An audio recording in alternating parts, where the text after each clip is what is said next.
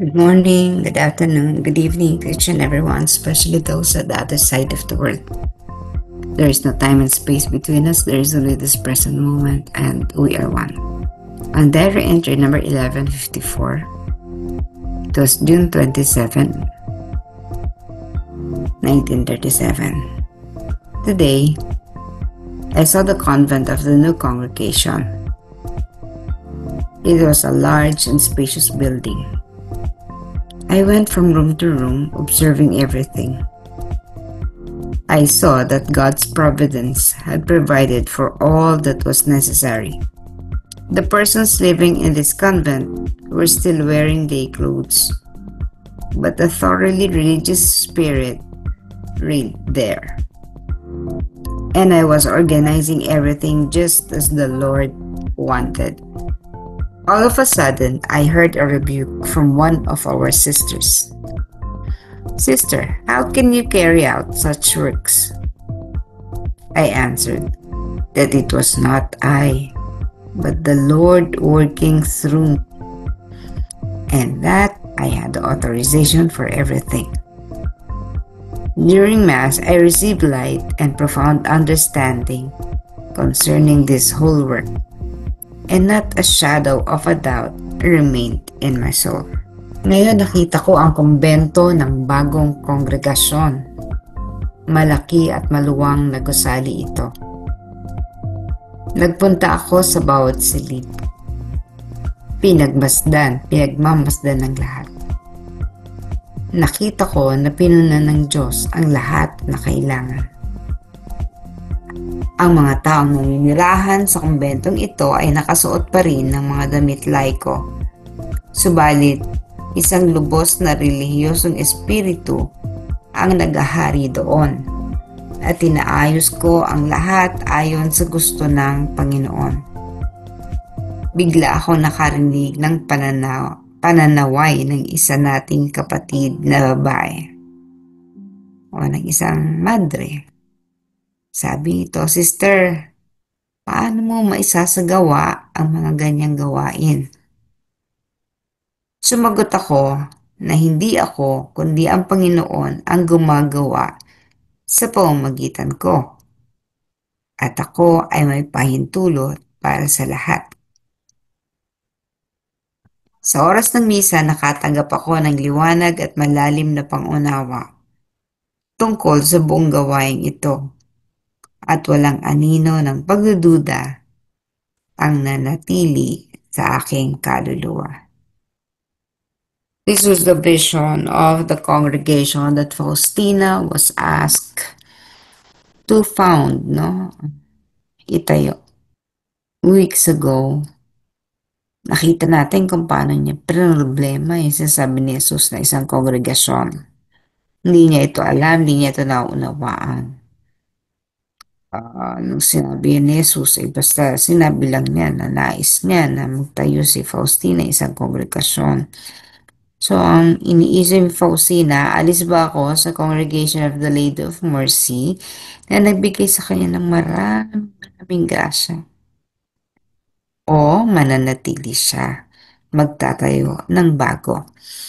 So, it was a very difficult decision for her. Hindi niya talaga alam kung anong gagawin. Maloka-loka siya dito. Ang akala niya, ang gusto ng Panginoon ay magtayo siya ng isang kongregasyon na hiwalay, na bago, no? Nakatulad ng sa Sisters of Mary, pero iba. Iba ang composition, iba ang set of sisters, iba ang iba ang mission and accreditation. So, parang ganun. Parang nagtayo siya. Kaya iniisip niya, parang magtatayo siya ng isa pang kumbaga negosyo na hiwalay sa dating negosyo. Yung magkaiba ba? Hindi branch, kundi iba. Nakailang beses siya nagpaalam sa Mother Superior.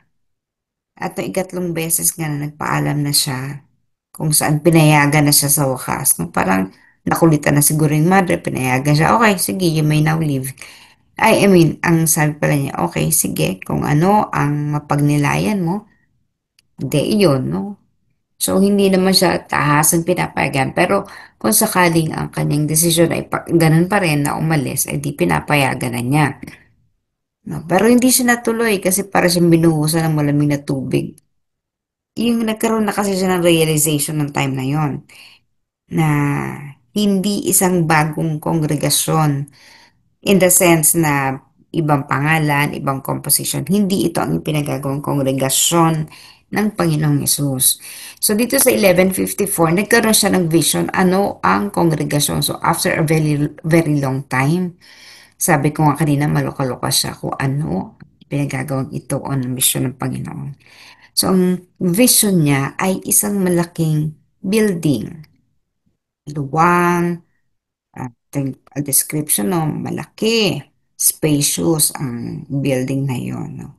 Tapos nakita niya sa building na yon yung iba't ibang mga tao. May mga room, no? Iba-ibang rooms. Ibig sabihin, isang malaking kongregasyon, pero iba-iba ang orientation, no? Parang siguro, all Divine Mercy devotees in one congregation, pero bawat lugar doon, may iba-iba silang focus. So, maybe, yung isang samahan na to nasa corporal, yung isang samahan na to nasa iba-ibang charism ba, no?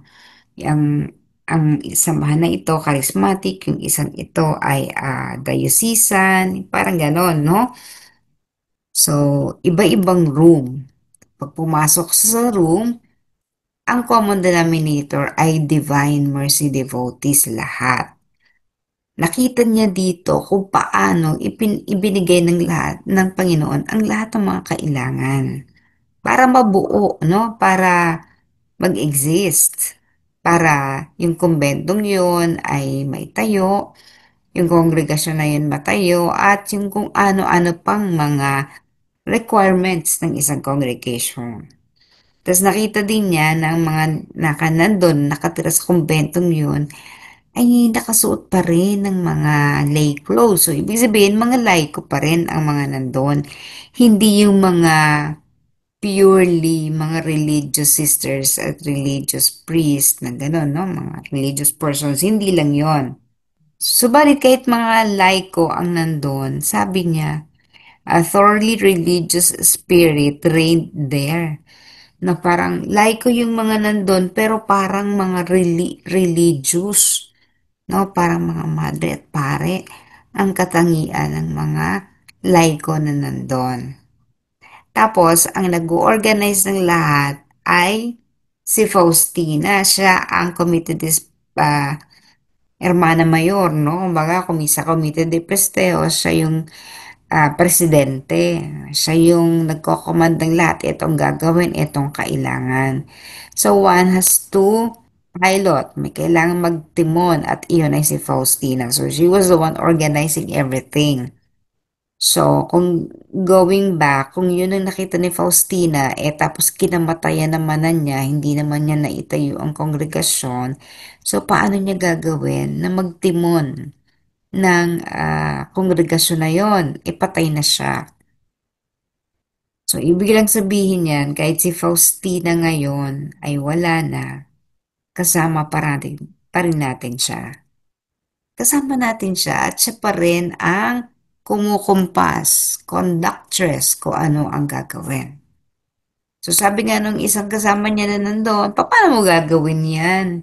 Siyempre napakahirap noon, isang ordinaryong madre, no? Wala namang kapangyarihan. Kapangyarihan in the sense na wala sa hierarchy, walang resources, walang kaalaman, hindi nakapag-aral. So paano? How can you carry out such works? Paano mo gagawin yun? It was really a huge task na ipinagkatiwala ng Panginoong Yesus kay Faustina. Pero dahil nga ang Panginoon, ito ay kanyang misyon, ito ay kanyang gawain, ginamit lamang si Faustina. So, ang role naman ng ating Panginoon, siya ang magpo-provide ng lahat ng kailangan. Ito nga yung nung nakaraang entries natin. Sabi ni Jesus, in a snap of a finger, kaya ko ibigay sa lahat ng kailangan mo. At yung kahapon, ganun din. Ibibigay ko sa yung lahat ng kailangan mo. Sinabi niya yun kay Faustina. And then eto nga, pagkatapos, the following day, nakita na niya kung ano yung congregation ay tatay. So kung ito yun, ibibigay ng Panginoong Hesus ang lahat ng kanyang kailangan. Whether she is in the physical body or wala. Ibig sabihin, pag wala na siya sa physical body, edi isa na siyang kaluluwa, isa na siyang espiritu. At ngayon, isa na siyang espiritu. Lahat ng yun, nakita niya. Ngayon, at mas napalalim niya, mas naunawaan niya doon sa panahon ng misa. Again, balikan natin, during the celebration of the Holy Mass, sa communion, ito yung mga parts or ito yung mga pagkakataon panahon na si Faustina ay nakatatanggap ng mga inspirasyon, mga mensahe, at nakakapasok siya kung sa ibang dimension. So kaya again, pinapaalala ko sa inyo, never underestimate the Mass. Diyan magaganap ang pagpasok natin sa tunay na kasalan. Yung kasalan ng ating Panginoong Hesus, ang ating esposo. But anyway, so itong entry na to, kung ngayon, fast forward 2025 or fast forward ng mga panahon na wala na si Faustina, 1938, namatay siya, nagkaroon ng spark, nakatawid si Father Joseph, nakapunta ng US, ang MIC was in charge of the whole propagation of the Divine Mercy Devotion, and like a fire, the Divine Mercy Devotion spread throughout the world na ang bilis.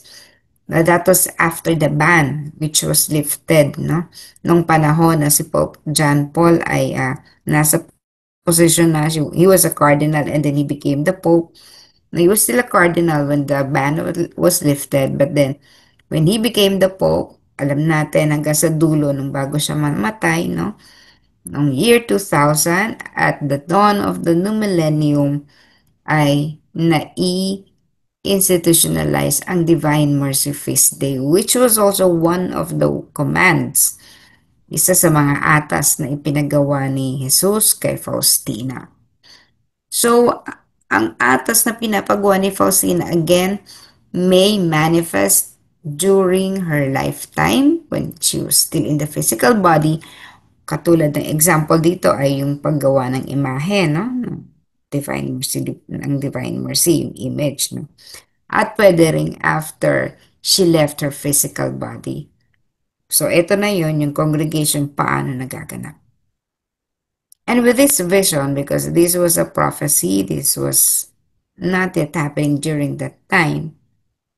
So, dahil dito, we can clearly understand that Faustina, even though she left the physical body, is still very much active in her office as the main conductors in this devotion. Siya ang kumukumpas. Siya nagbibigay inspirasyon sa atin. Just like what we're doing, we're reading the diary. Marami dito. Galing sa pananalita ng ating Panginoong Yesus. Pero siya ay naging channel. Why? Because we cannot hear it, the message. Hindi tayo kasing sensitive ni Faustina. We do not have the gift and we were not able to tread the path that Faustina walked on. No? Mga nilakaran ni Faustina, hindi naman natin nagawa, hindi natin, lahat ng sacrifices niya, hindi natin naranasan.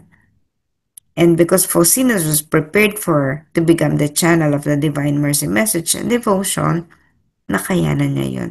She was given the strength. Kasi on her own, hindi niya kakayanin. But because it was Jesus who strengthened her, nagawa niya ang mga bagay. So hanggang ngayon napapatuloy ang vision na ito. Patuloy tayo sa pagpapalaganap ng Divine Mercy Devotion sa mga parokya. Yung iba ay mga charismatic ang kanilang forma. Kahit iba-iba tayo ng forms of organization, iisa meron tayong isa lamang na common denominator, and that is the Divine Mercy Devotion. So hindi lang tayo ito. Marami pa po.